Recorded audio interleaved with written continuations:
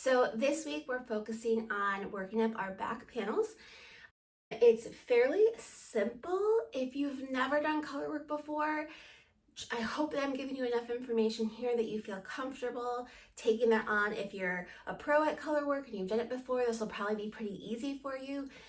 The back panel does take a little bit of time just because this is where we have the most bows and we're going to be dealing with the most individual balls of yarn as we go. So for this cardigan, your back panel is going to look like this when you're done.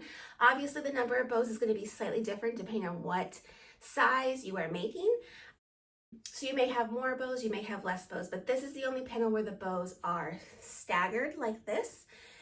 And the way that the construction works is we're going to start with the ribbing at the bottom, and then we're going to work directly into the row edges and start working up, and then we'll start doing our color work to create these cute little bows on your cardigan. So I'm going to show you just briefly kind of the basic construction and how to do the back panel. I'm not going to show you every single row just because that would take up way too much of your time, and I want you to have plenty of time this week to actually get going on your cardigan. So I'm going to show you what the graphs look like, what the pattern looks like, how to highlight your size so you can follow along and not get stuck. But again, if you have any questions along the way, feel free to reach out to me. I'm always here to help. Or you can head over to the Meghan Makes Do Facebook group and ask questions in there as well, because hopefully other participants will be over there and you guys can share your progress along the way. So I'm going to go ahead and turn the video around and show you how to work up the basic part of your back panel. And I can show you the back real quick. Obviously, I still need to weave in my ends, but you'll see that we're going to be using floats while we do the color work here. You'll need an individual ball of yarn for every bow, which is your color B. And then color A, the black yarn, we're going to be carrying that throughout. You may need to float that yarn every once in a while, especially during these sections here, this middle part of the bow. But other than that, it's fairly simple. And even though you're going to see some of these floats, that'll always be on the inside of the cardigan, and the outside will be nice and clean and beautiful like this. So let's go ahead and get started with our back panels. Okay, so now that we're ready to start our back panel of the Bowden cardigan, I want to show you a few things in the pattern before we start. And then I'm going to show you kind of a little bit of the color work, just how to do your floats and carry your yarn and things like that. I'm not going to show you the whole entire back panel because that would take up too much time, but I'm going to make sure that you have everything that you need to know before you get started. So you'll notice that starting on page 4 of the pattern, if you purchased it from my shop, if you got the kit from Lion Brand, it might be slightly different than the ones here as far as the page numbers go. Everything, all the information is exactly the same. So you'll notice the pattern starts here with the back panel, and we're going to start with ribbing using color A and our 4mm hook. And you'll do however many rows of ribbing for your size. So you'll notice here that the sizes, all the numbers here, those are the different sizes. So 73 is extra small, small, medium, large, extra large, 2X, 3X, 4X, 5X. So what I recommend doing is taking a highlighter and highlighting the numbers for your size before you get started. Because especially when you get to the color work, which begins in row 9, you're going to notice that at the beginning, we have numbers in parentheses and one number outside at the beginning and at the end. And you want to follow the number that corresponds with your size. So again, extra small is 11, small, medium, large, extra large, 2X, 3X, 4X, 5X. This is going to correspond with the back panel graph that I've also included in the pattern. So here we can see that these purple lines here are for our extra small, and then the lines keep going out according to the size. So where that color is, I made for my sample the 2X. So I want to follow these red lines here. And where those red squares are, that is the first stitch on my back panel, the first and last stitch. So I know if I count across here, the number of plain stitches before I start the bow should correspond with that as well. So for 2x, I should have 5, 4, 3, 2, 31 stitches from that red line over to this first square of my bow. So make sure if you're having trouble following just the graph or just the written pattern, they work well together. It's the exact same information, just in a different way, a different format. But all of the color work parts in between should be the same. So you just might have some different repeats, which let me show you that as well. So let's go ahead, since I did the 2x, I'm gonna go ahead and work up and highlight the 2x size here as well. So I would highlight 31 because that's the amount for color A of my first row of color work. And then we follow along. So we're gonna do 1B 17A, 1B 13A, but right here times however many sizes, or however many times depending on the size. So for those smaller sizes, we're only gonna repeat that one time. But for the larger sizes, we wanna repeat it 3 times. So I'm going to highlight, this is 5, 4, 3, 2. So for 2x, I'm only going to repeat that one time. Then I'm going to do the instructions until I get to the last bit here. And again, I'm going to end the way I began with 31. So there's 3 different parts that you need to pay attention to. So I feel like the written instructions really help you see exactly how many, so you don't have to count all these little tiny squares. But you're going to have the beginning and ending stitch counts are going to be dependent on what size you're making, and the amount of times that you repeat whatever instructions are in the brackets are also going to depend on your size. So it is helpful if you go through and highlight for your size all the numbers that you need to pay attention to before you get started. And the back panel is going to have the most just because it has the most bows. But you'll see that we are switching back and forth between color work sections and solid sections.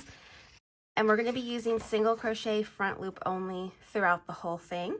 So what I'm going to do is I want to show you what it looks like to work up your panel, but we're going to do a smaller version. I'm just going to do a tiny like front panel basically because the front panels only have one bow going up. So it'll be a little bit easier to manage. So I'm going to go ahead and grab our materials and then I'll show you how it looks to do your color work. Okay, so I've got my 2 different colors of Feels Like Butter. Obviously, these are not the colors I used for my Bowden, but I do have another cardigan using Feels Like Butter coming up in February. So I will be working with these colors, but I'm just going to use these as an example today since the black and white is really hard to see on film. I'm hoping that this will show up a little bit better for you. So we're going to start with our color A and our 4mm hook. And then hopefully I can pull out a nice strand of yarn here without getting yarn barf. Okay, I did it. So to start your back panel, again, I'm going to be making a smaller version of it just to show you the basics. So your back panel, front panel, and your sleeves are all going to start the same. We're going to start with a slip knot on our hook.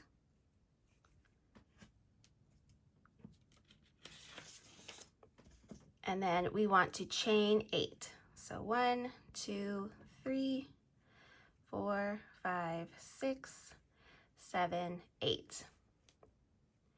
Then starting in the second chain from the hook, we're going to single crochet in each chain across. So you should have 7 single crochets in each one of your ribbing rows. So the ribbing is made first, and then we work into the row edges of the ribbing to create the main body of our panels.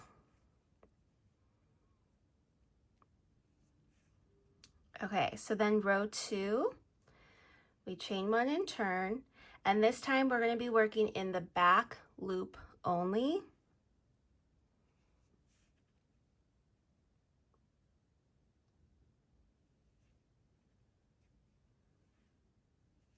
And we're just going to single crochet, back loop only, in each stitch across.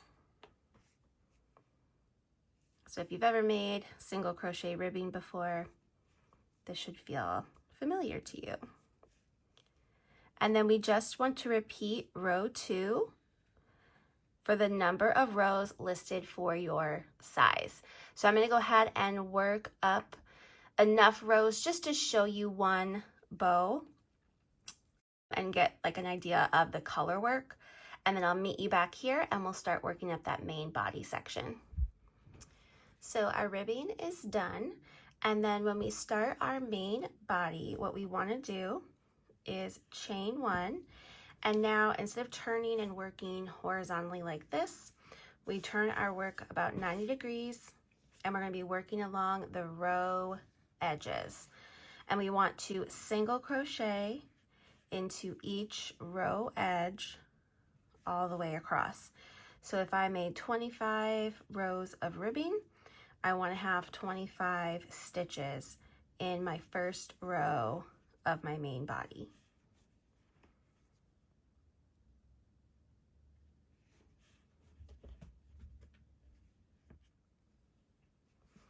So here's our last 2 stitches.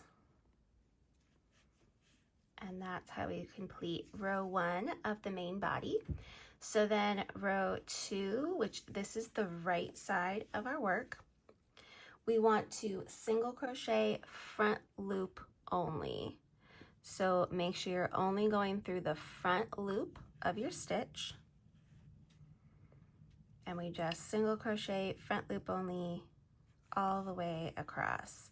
And we're going to do 8 rows of solid color. So rows 2 through 8 is single crochet front loop only. And then make sure you chain 1 and turn at the end of every row. So I'll meet you back here once you get to row 9 and we'll start that color work. Okay, so I've worked up my first 8 rows. I'm going to chain 1 and turn. And then again, this is the wrong side facing us, so we're going to want to carry our yarn and float it along the back here. So I'm going to go ahead and get my next skein of color B ready for when I have to do that. So most sizes, you're going to only have 2 bows in this first color work section. For the larger sizes, the 3X through 5X, you're actually going to have 4. But all the bows are worked exactly the same. So I recommend having a ball of color B for each bow in that color section. So for most of you, it'll be 2, but for some of you, it'll be 4. So there will be multiple balls of yarn going at a time. So take your time with this. This is probably the most complicated part of the pattern. But your color A yarn, you're going to be working that throughout every single row. So you only have 1 skein of color A, but multiple balls going of color B.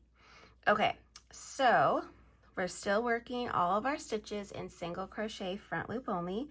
So you'll start with just your color A stitches, and it'll be different depending on your size. And when you get to the color B section, what you want to do is you want to bring your color A towards you so it's laying down across the back. And then again, you want your tail of color B to be in front of you too. And then we change color on that last yarn over of the current stitch.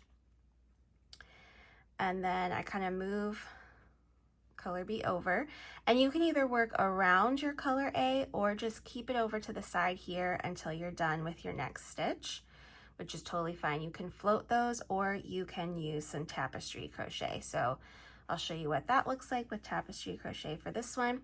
And we're only working 1 stitch of color B. So again, we want to always be bringing it to you, like towards the working side when we're working a wrong side row. And then change color back to A, and then work, I believe it's 17 stitches in color A. But since we want to use just one ball of color B per bow, we want to catch our yarn as we go. So we want to catch color B. So every 3 to 4 stitches I make with color A, I want to go under color B before I insert my hook into that next front loop. Because when I work that next stitch, I've caught color B in that stitch. It kind of holds it straight and close to the wrong side of my work. So then I can work another, we'll do 3, every 4th stitch we're gonna catch. So bring it along. You don't wanna pull too tight, but you also don't want it to be so loose that you have like a giant loop here that can snag on things when you wear it. So kind of keep your tension nice and even as you can.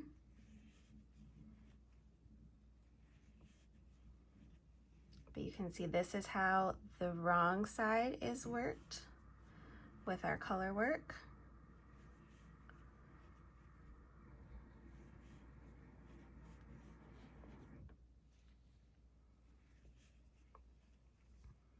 So we'll catch it again here. And I believe this is our 17th stitch. So again, I'm going to bring color A to the back side, wrong side, but to the front. Switch to color B.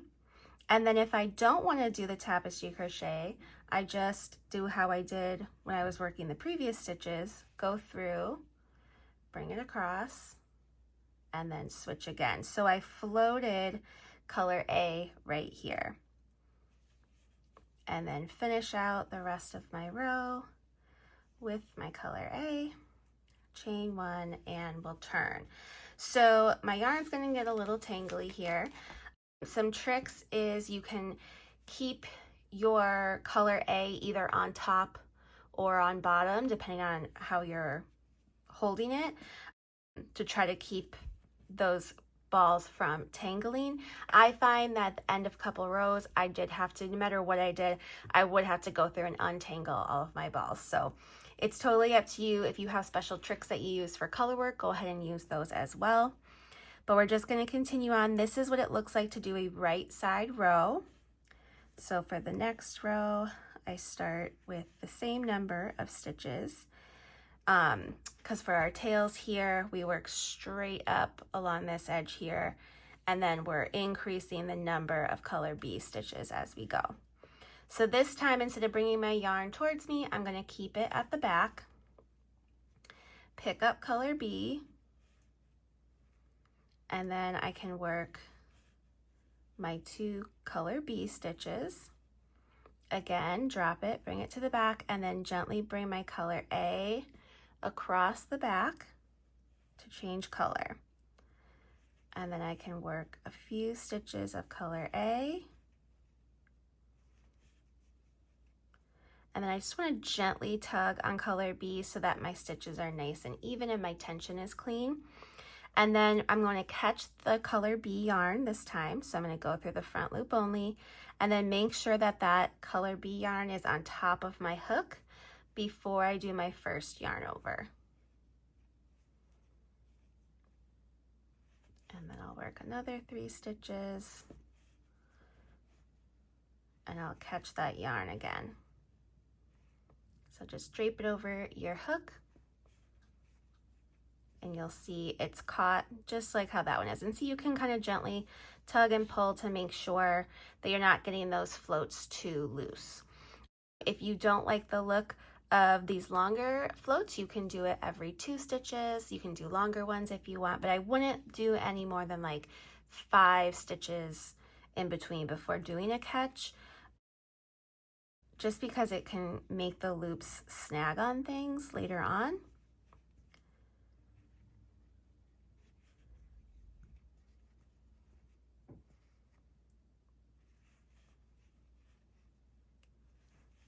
Okay, so here we would normally be catching, but we actually have to work another color B. So what I mean when I say like keep one on top and one on bottom. So let's say we're gonna keep our color A on top. I'm not gonna bring my color B like this.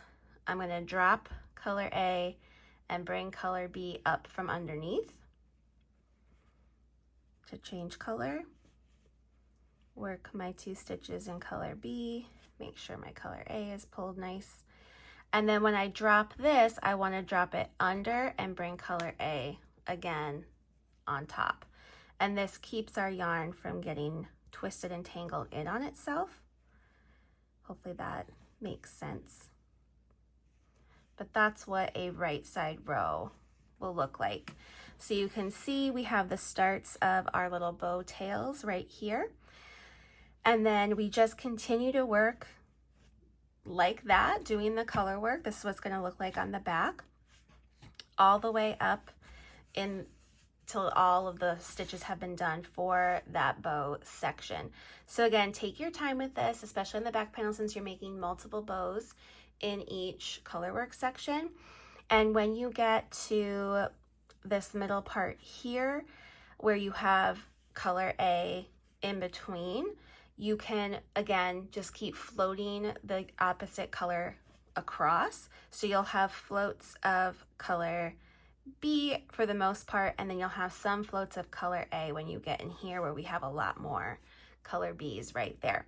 But for each bow, you'll have an individual ball of color B. I went ahead and worked up a few more rows of the color work, and I want to show you a specific row, which is this one here where we start kind of like the looped section of our bows, because in the previous row we drop our color B right here, but then we need to pick it up a couple stitches farther over than we're used to. So I want to show you what that will look like. So it'll be on a wrong side row.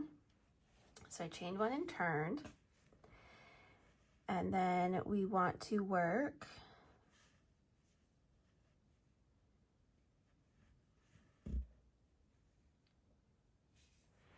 our 2 stitches here in color A. Again, we're going to bring it towards the front, and then we want to take our color B and we want to bring it across, but we want to make sure that we're keeping it somewhat loose. We don't want to get too tight, but we also don't want it to be too loose.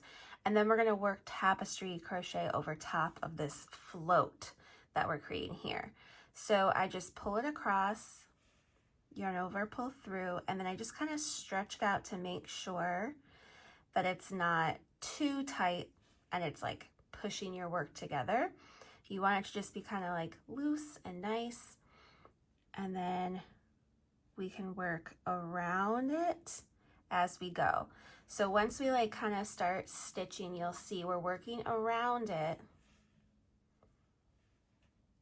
for those color B stitches like we would a tapestry crochet, still going through front loop only and still catching color A every few stitches. So here we're going to be working around 2 strands of yarn.